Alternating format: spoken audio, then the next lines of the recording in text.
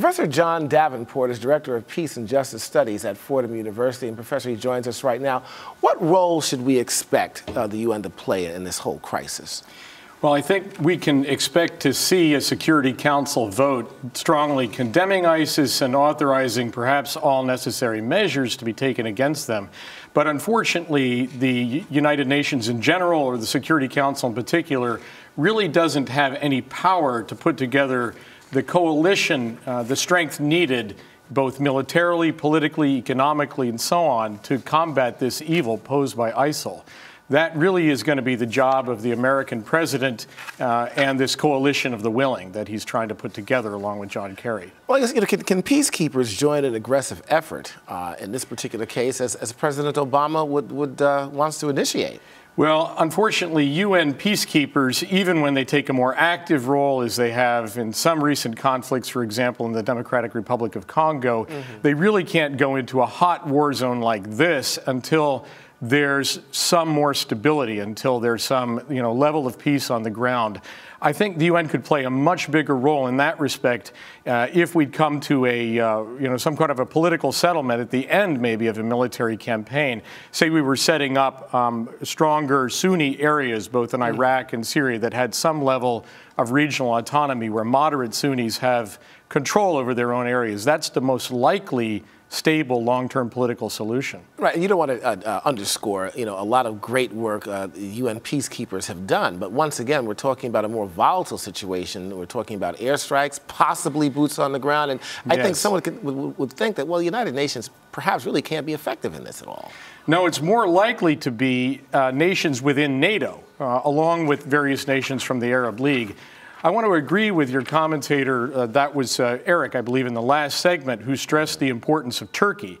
In my view, Turkey is absolutely crucial here, and people involved in the coalition the president's trying to put together should try to put pressure, I think public pressure, even on Turkey, during the UN meeting to really come on board more fully. I don't think that this problem of ISIL can be solved without full Turkish support, even a Turkish army perhaps moving south into Syria, because that really would open up a second front while you've got the Kurdish Peshmerga fighters moving west from their base in northeast Iraq. If you had an army coming down from Turkey, that would really put ISIL under pressure. But unfortunately, to get that kind of Turkish support, I think the United States is going to have to show that we clearly are supporting Sunni interests in that area. That's really what concerns the Turks. In particular, they want to see the Assad regime in Syria go. This is a very complicated situation. I want to bring in James Carville and Eric Ham back again. It's being reported, gentlemen, that the U.S. wants the Security Council to take some further action on people who travel to join ISIL. I guess the question is, I want to ask both of you, starting with you, James, what specifically can the UN do? What kind of action can they take? I'm not sure, and I think the UN, when it was designed, and I would defer to people more knowledgeable than I, was to deal with conflicts between states. Now, we didn't imagine that you had something like ISIL, which is basically a bunch of freelancers out there doing this kind of thing. Right. And in Turkey, it is, but the Turks and the Kurds, they have a kind of complicated relationship too, as is everything over there.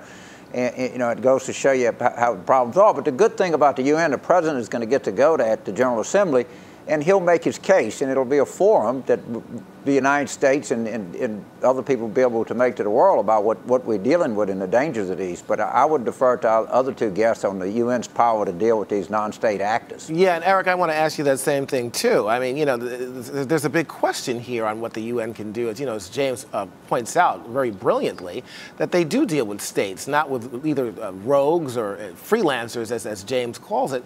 What can the UN do, in your opinion?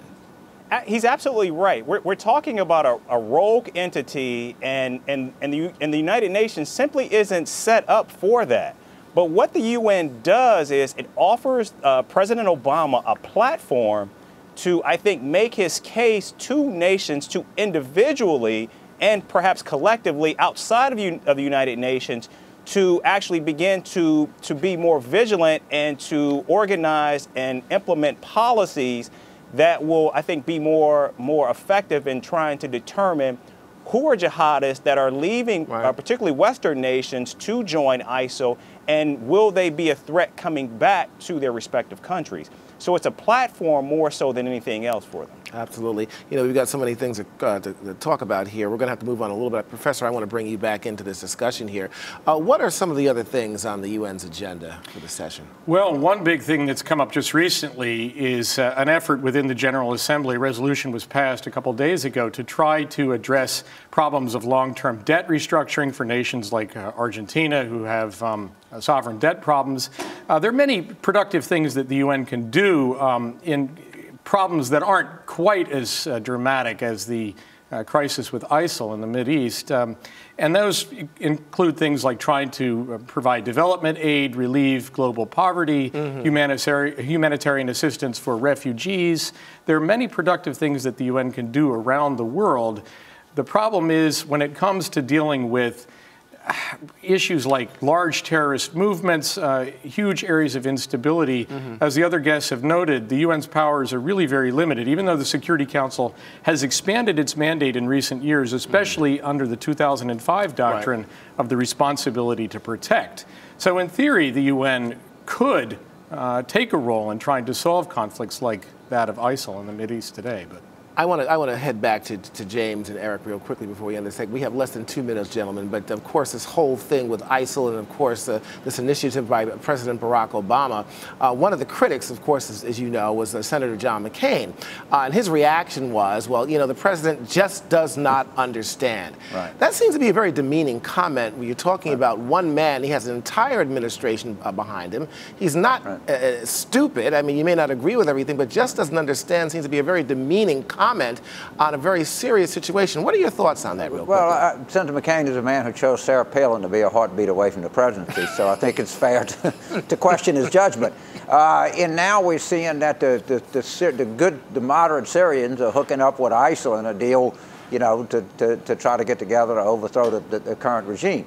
And we trained the Iraq army for 9 years. We spent hundreds of millions of dollars training them, and they were a good army till somebody shot at them, and that was the end of that deal. I mean, we're very skeptical about people's judgment that thought that we could go in there and change the way that people live in a part of the world. And I think American people have good reason to be skeptical about this kind of thing. Well, I got to tell you, and Eric, I wish I could have you chime in, and we have not enough time left, but here, it's not a laughing matter, but you make some very good points, James. James, Eric, and Professor Davenport, thank you so much for joining us. Thank you. Great and insightful segment. Appreciate it. Okay. All right, coming up next, in the courtroom, drama that has riveted worldwide attention. You're watching Arise Review.